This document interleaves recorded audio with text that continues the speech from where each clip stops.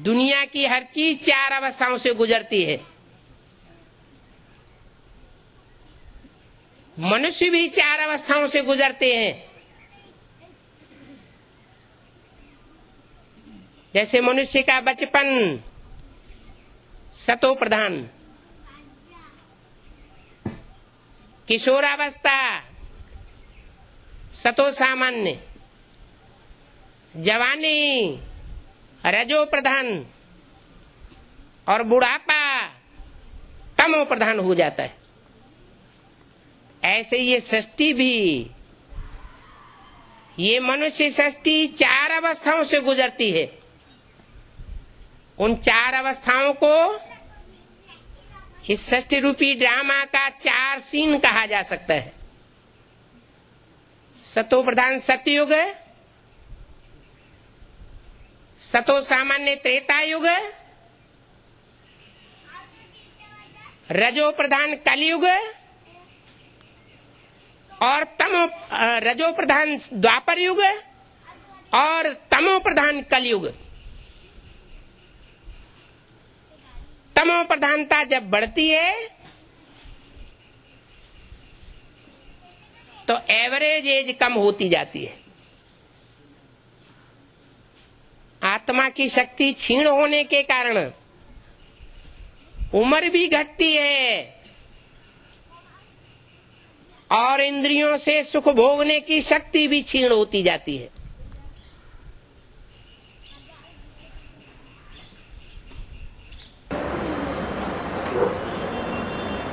हर मनुष्य आत्मा को 4 अवस्थाओं से पसार होना है और 4 युगों की शूटिंग से पसार होना है। किसकी बुद्धि में नहीं बैठता कि इस दुनिया की हर चीज, चाहे देवात्माएं हो, चाहे मनुष्य आत्माएं हो, ऋषि मुनि हो, राक्षसी आत्माएं हो, जो सिर्फ दुख देती हैं, वो सब 4 अवस्थाओं से गुजरती है। सतयुग से लेकर के कलयुग के अंत तक, जैसे शास्त्रों में भी लिखा हुआ है कि सतयुग 16 कला संपूर्ण होता है, त्रेता 14 कला संपूर्ण होता है, द्वापर 8 कला संपूर्ण होता है ज्यादा से ज्यादा, और कलयुग ज्यादा से ज्यादा आरंभ में 4 कला संपूर्ण और अंत में कलाहीन हो जाता है। तो बात क्लियर हो जाती है कि जैसे चंद्रमा की कलाएं घटती जाती हैं, रोशनी कम होती जाती है, ऐसे सृष्टि रूपी रंगमंच पर पार्ट बजाने वाली आत्माएं युगानुसार उत्तरोत्तर सतो प्रधान से सतो सामान्य, रजो और तमो में गिरती रहती है।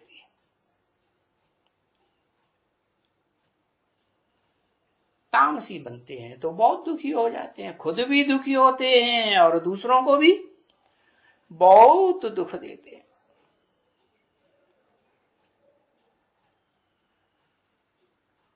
कलयुग के अंत में ही भगवान को आना होता है, सुप्रीम सोल गॉड फादर को, क्योंकि जन्म मरण के चक्र से न्यारा होने के कारण इस 4 युगों वाली सृष्टि के आदि मध्य अंत को जानता है। दुनिया की हर चीज और दुनिया भी, चाहे जड़ हो चाहे चैतन्य हो, सब कुछ 4 अवस्थाओं से पसार होते हैं। सत्व प्रधान, सत्व सामान्य, रजो और तमो।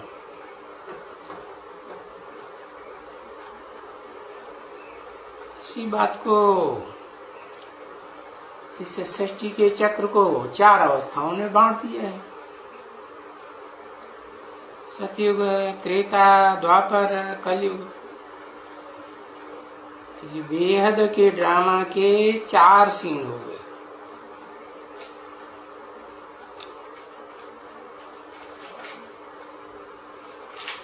तो दुनिया की हर चीज, मकान हो, झाड़ हो, मनुष्य हो, प्राणी मात्र हो, सबकी ये चार अवस्थाएं फिरती रहती हैं।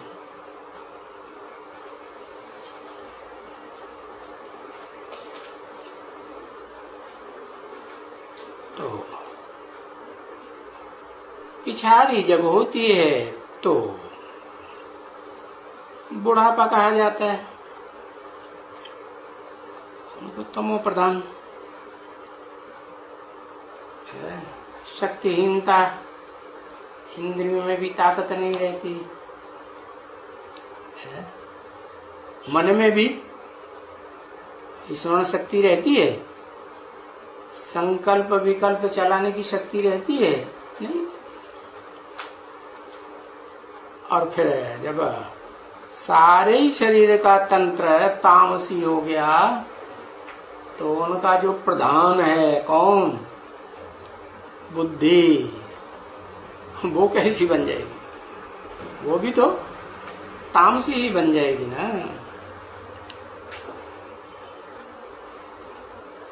बताया जो धारणा बाप सिखाते हैं धर्म की, सबसे पहली धारणा क्या सिखाते हैं? फाउंडेशन में ही क्या धारणा सिखाते हैं? तुम आत्मा हो, ज्योति बिंदु भ्रकुटी की मध्य में रहने वाली, तुम देह नहीं हो।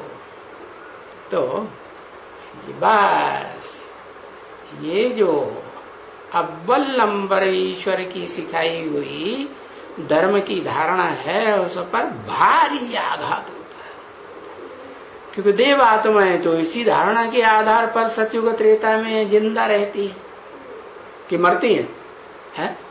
वो तो मरती थोड़ी है, स्वेच्छा से शरीर रूपी वस्त्र उतारती है। उन्हें कोई मरना महसूस होता है? आज की दुनिया में तो मरने से कितना डरते, सबसे बड़ा भय पैदा होता है मृत्यु का दुख है। तो और भी दुख है, जन्म का दुख होता है, बुढ़ापे का दुख होता है, और भी प्रकार के दुख है। लेकिन ये जो बेहद की मौत है ब्राह्मणों की दुनिया में, वो ग्लानि सुन करके धड़ाधड़ मौत होती है कि जैसे प्रजापिता वाली आत्मा जो है वो लास्ट में अपना देह अहंकार छोड़ेगी या पहले छोड़ेगी? लास्ट में छोड़ेगी। तो ऐसे ही बताया कि भले छोड़ेगी देह अहंकार, देह को भूलेगी, पूरा ही भूल जाएगी। तो बताया कि वो 100 साल का टाइम नुधा हुआ है उसके पुरुषार्थी जीवन के लिए। ये 100 साल में शिव अच्छी तरह से चारों रूपों में देख लेते हैं। इसलिए भारतवासी समझते हैं कि जिंदगी के 4 हिस्से होना चाहिए। एक तो बचपन, और दूसरा है किशोरावस्था, तीसरी जवानी, और चौथी बुढ़ापा। तो एग्जैक्ट एकदम जो बुढ़ापा होता है ना, उसको कह दिया क्या? हाँ, उसको कह दिया सन्यासी। क्या? क्यों सन्यासी? इंद्रियां काम ही नहीं करती, लुंजुम पुंजुम भज गोविंदम, तो मजबूरी का नाम महात्मा गांधी। तो ऐसे ही है इस मनुष्य सृष्टि की जो भी मनुष्य आत्माएं हैं, वो लास्ट अवस्था में जब पहुंचती हैं बुढ़ापे में, वो बुढ़ापे की भी 4 अवस्थाएं, दुनिया की हर चीज की 4 अवस्थाएं होती हैं। तो बुढ़ापे के भी 4 अवस्थाएं होती है। कौन कौन सी 4 अवस्थाएं? वो सतो प्रधान, सतो सामान्य, फिर रजो, फिर तम। एकदम तमो आता है तो फिर तो शरीर छूट जाता है। तो बताया कि वो जो सन्यास है, संपूर्ण न्यास, सारा ही न्यास माने त्याग, उसमें क्या होता है? एवरलास्टिंग स्टेज में शरीर को भी छोड़ के आत्मा चली जाती। महादेव, हाँ, वो पुरुषार्थ करके महादेव बन जाता है। तो महादेव बनता है तो बाबा कहते हैं वो महादेव पहले तो जब पुरुषार्थ पूरा नहीं हुआ था, अधूरा था, तो क्या था? महादेव था कि महाराक्षस था? क्या था? बड़े से बड़ा राक्षस बन गया ना। क्यों? क्योंकि बता दिया इस षष्ठी रूपी रंगमंच पर ये जो दुनिया है, चाहे स्वर्ग की दुनिया चाहे नरक की दुनिया, इसी दुनिया में, इसी भारत में स्वर्ग होता है, इसी भारत में सबसे बड़ा नरक भी होता है, दुख। तो देखो ये दुनिया जो है 3 गुणों वाली है। क्या? सत, रज, तम। वो तीनों गुण जो हैं वो आदम में समाये हुए होंगे या कोई और मनुष्य में समाये हुए होंगे, बीज रूप में। 4 सूक्ष्म बीज होता है ना। हाँ, तो उस आदम में ये तीनों गुण समाये हुए रहते हैं। कभी कोई गुण की प्रधानता तो उसे कहते हैं स्वर्ग, सतयुग कह दो, सत्य का युग। फिर सत्व सामान्य, किशोरावस्था आ गई षष्ठी की, फिर उसे नौजवानी कह दो, विकार आएगी नहीं। हाँ, द्वैतवादी युग आ गया, विकार आ गया मन बुद्धि में। फिर उसके बाद बुढ़ापा आ जाता है। बुढ़ापे में क्या होता है? दुख ज्यादा बढ़ता है बुढ़ापे में। तन का सुख होता है कि दुख होता है? आधीन हो जाता है कि नहीं? आधीन हो जाता भाई।